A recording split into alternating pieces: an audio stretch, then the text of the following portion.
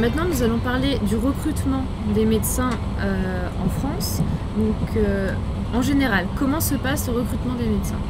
Donc il y a deux types de recrutement, c'est-à-dire qu'il y a le recrutement par l'intermédiaire de structures qui sont des agences de travail temporaires, qui vont prendre des médecins pendant un certain temps pour des remplacements et qui va leur permettre également de valider la candidature pour les orienter, les diriger vers un contrat en CDI.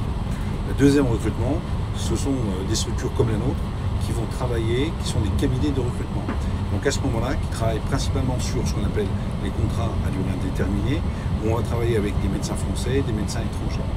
Le recrutement en général en France des médecins français, bien souvent, dans la grande majorité des cas, vu le manque de médecins qui existe, ils trouvent de par eux-mêmes assez facilement leur activité, des postes à pourvoir, étant donné qu'il suffit d'aller sur Internet et de les trouver assez facilement.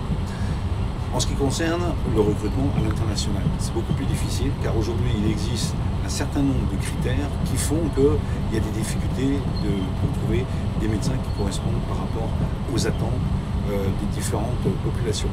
Il existe deux profils, soit médecins en profession salariée, donc dans les structures qui sont des hôpitaux, des cliniques, mais aussi en profession libérale. Exemple, dans les zones désertifiées comme les zones rurales, les mairies, communautés de communes.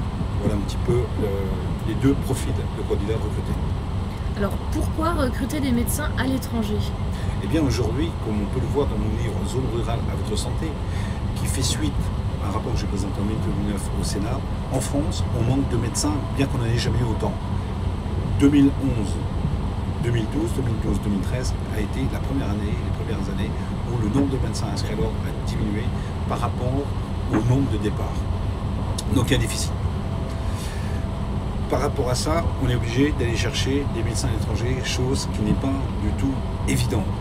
Car il faut aujourd'hui non pas raisonner en effectif, mais en temps de travail. Aujourd'hui, 62% des médecins qui s'installent, ce sont des femmes.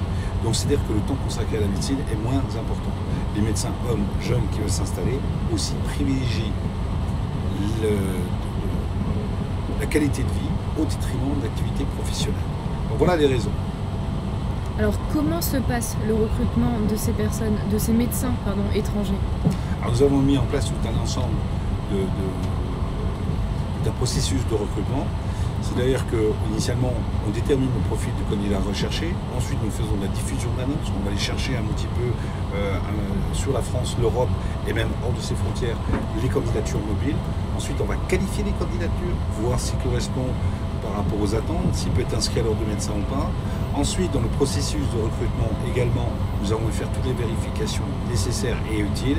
Et après, donc, on présente un dossier qui est un dossier de présentation avec aussi un accompagnement dans le temps du médecin à son installation.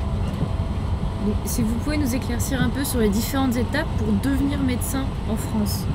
Eh bien, pour devenir médecin en France, première chose, il faut avoir un niveau de français qui soit conventionnel. Première chose.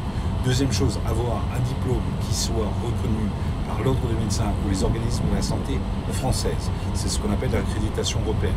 À savoir, par exemple, nous avons deux types, de profils. Nous avons les candidats qui font partie de la communauté européenne, qui normalement peuvent être inscrits à l'ordre des médecins, mais il y a certaines restrictions. Donc là, c'est la législation dans laquelle je ne veux pas entrer pour l'instant. Et le deuxième profil, ce sont des candidats qui sont hors communauté européenne, qui sont très difficilement éligibles en France. Et à ce moment-là, il y a tout un processus qui peut être mis en place, mais qui demande un certain temps, notamment qui peut être praticien attaché, donc en salarié, mais également avec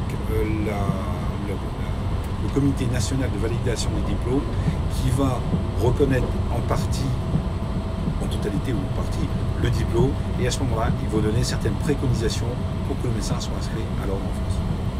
Alors, pourquoi c'est difficile de trouver des médecins de nos jours? La difficulté de recruter des médecins de nos jours, c'est qu'en fait, comme j'expliquais, c'est il y a un certain déficit.